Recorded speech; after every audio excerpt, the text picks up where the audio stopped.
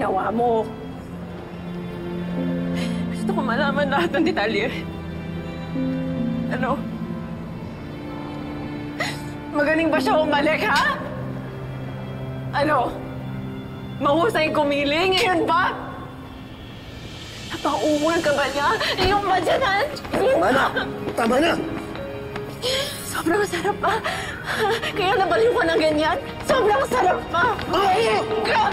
Ayop ka! Ayop! Ayop! Ayop ka! Sinabi ng tama na! Tama na! Ayop ka! Tama na! Ayop ka! Bitawan mo ako!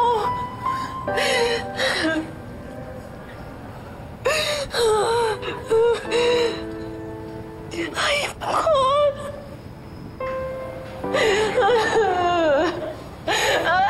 Sakit! Ayop ka! Ayop ka!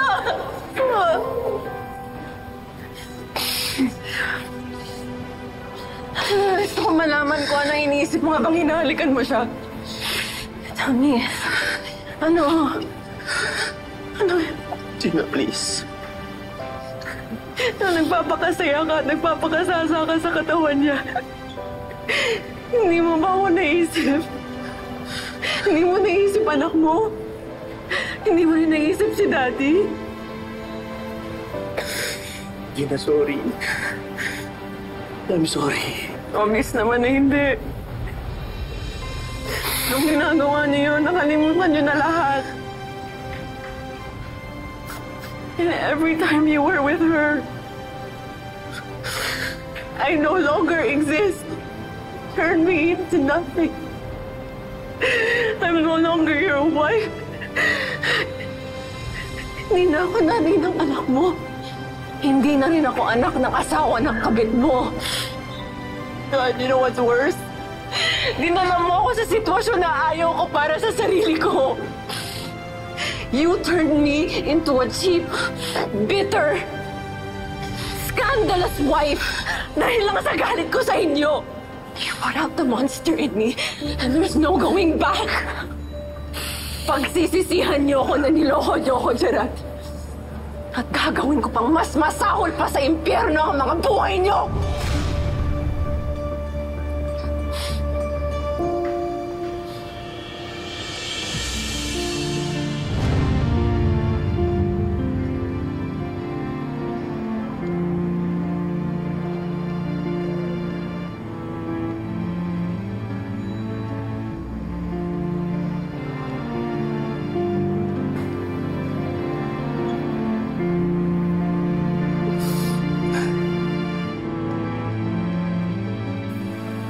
Ano, sumagot na ba kuya mo?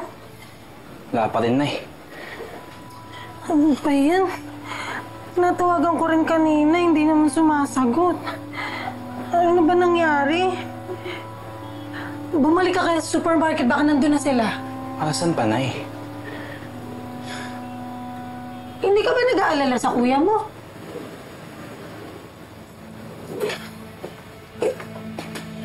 Kadumot saya, Nay. Nakakagalit tong ginawa ni Kuya. Uy, kuya mo pa rin siya kahit galing ka sa ibang nanay. Yun na nga, Nay eh. Hindi pa ba siya natuto sa ginawang kasalanan sa inyo ni Tatay? Hindi kang lang niya naisip. Eh ano pa bang magagawa natin? Wala, nangyari na eh. Ang inaalala ko, baka mapatay siya ni Robert. Dami-dami naman kasing babae dyan. Ba't si Ma'am Betsy pang pinatos niya? Hindi ko maintindihan tong diskarte ni Kuya. Ang labo niya.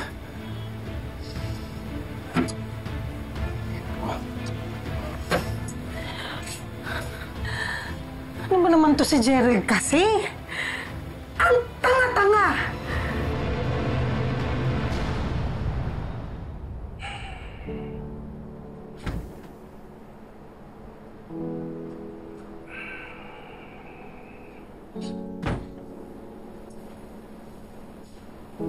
Dad?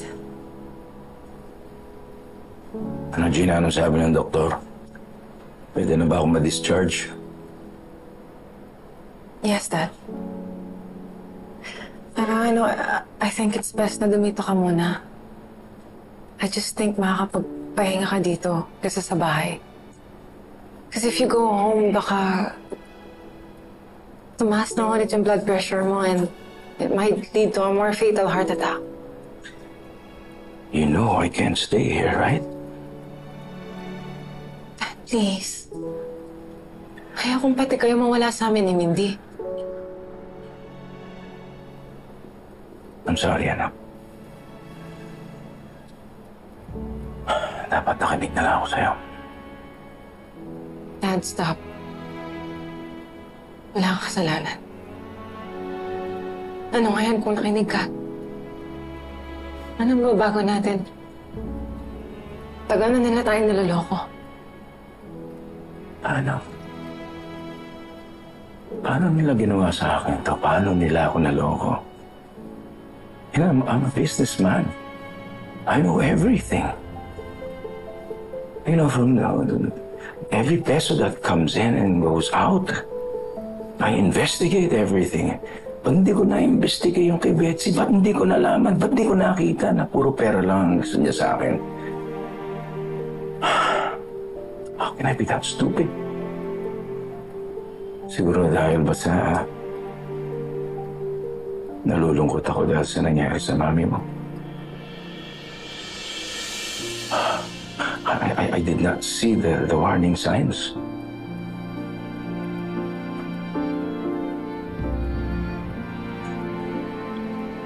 At Jinaya, don't blame yourself. Pero mas masakit yung ginawa nila sa inyo, kay inyo ni Mindy. Tinamay nila kayo.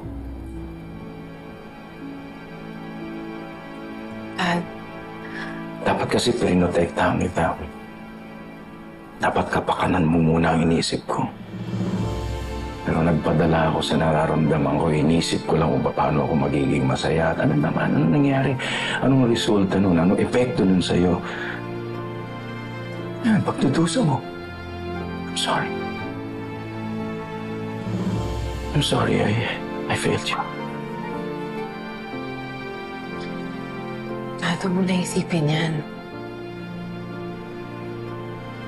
Ang mahalaga, kasama pa rin tayo ngayon. Mabangon tayo. Magtutulungan tayo. Kasi hindi natin pwedeng hayaan na sirain nila ang pamilya natin dahil sa ginawa nila.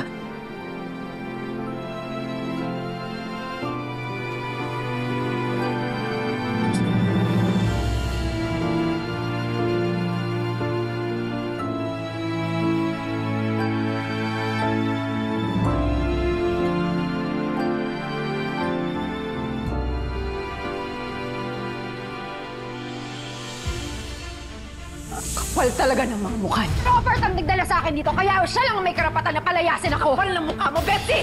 Mayas! Ano ba? Hindi kayo! Hindi! Kung ikaw wala kang respeto sa kanila, ako meron. Hindi ako walang yang kagaya mo! Wala akong kwentang anak. Wala akong kwentang asawa. Wala akong kwentang kapatid. Iwan na ako. Dad, huwag kang magpapadala sa babaeng yan. Hayaan mo akong magdesisyon. Huwag na nagpasan natin to. Pero basta magkasama tayo, kasama si Mindy. Lahat ng pagsubok, nalalagpasan natin. At mas magiging malakas tayo bilang pamilya.